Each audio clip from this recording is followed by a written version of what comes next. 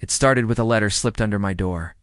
Karen, my next-door neighbor, claimed my old oak tree was blocking her view of the sunset. She insisted it needed to be removed, calling it a nuisance. The tree had stood for decades, towering proudly at the edge of my yard, offering shade and character. Me, it was history. To her, it was an eyesore. I brushed it off, but within days, she escalated. Filing a formal complaint with the HOA, that oak tree, once just background, suddenly became the center of a neighborhood battle. Karen didn't stop with a letter. She began knocking on doors, gathering support from neighbors, painting my oak as a hazard and an obstruction. Rumors spread quickly, twisting facts. Some claimed it was rotting, others that it might fall in a storm. I knew it was healthy, cared for, and inspected yearly. Still, Karen marched to the HOA board, demanding immediate removal. The board hesitated, citing lack of authority, but her persistence turned ugly. Soon, she was calling city officials. The battle was no longer just between neighbors, it had become a matter of public records. Weeks later, a city arborist arrived to assess the oak. Karen stood nearby, arms crossed, a smug smile on her face. I stayed silent, watching as the expert circled the tree, tapping its trunk, inspecting its roots, checking the branches. After a long pause, the arborist shook his head. The tree was perfectly healthy, strong, and legally protected due to its age and size. Cutting it down was not an option. Karen's smile vanished instantly, replaced with outrage. She had hoped for a quick victory, but the city's ruling was clear. The oak tree wasn't going anywhere. Karen didn't accept defeat gracefully. She started small, tossing leaves and branches from her yard into mine, blaming the oak.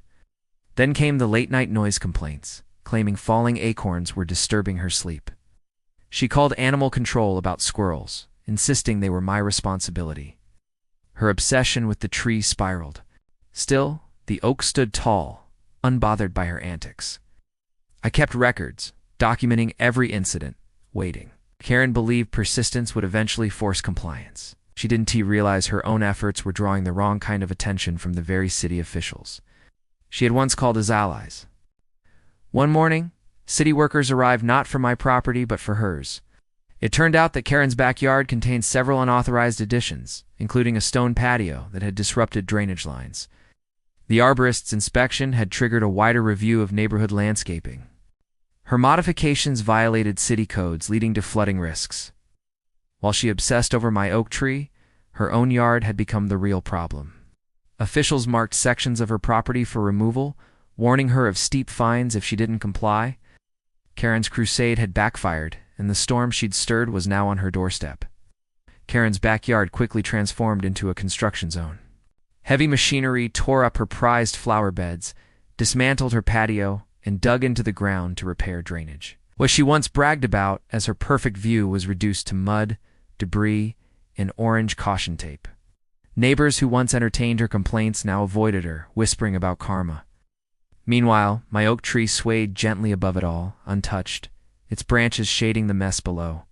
Karen watched helplessly as the city workers dismantled years of her efforts.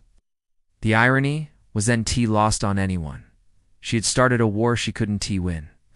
By the time the city finished, Karen's yard was unrecognizable.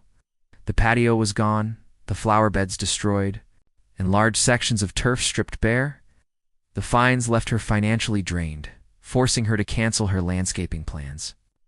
She avoided eye contact with neighbors, embarrassed by the very spectacle she had created. My oak tree, meanwhile, drew admiration.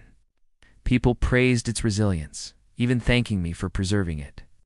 What Karen once called a nuisance had become a neighborhood landmark.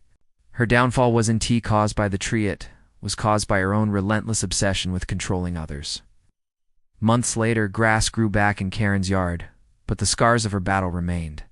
She no longer complained about the oak tree. In fact, she rarely spoke to anyone.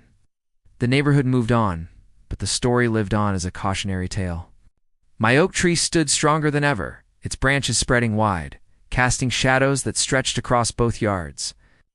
Every time I looked at it, I remembered how Karen demanded I cut it down, only to watch her own yard be destroyed instead. In the end, the tree wasn't just saved, it became a symbol of victory.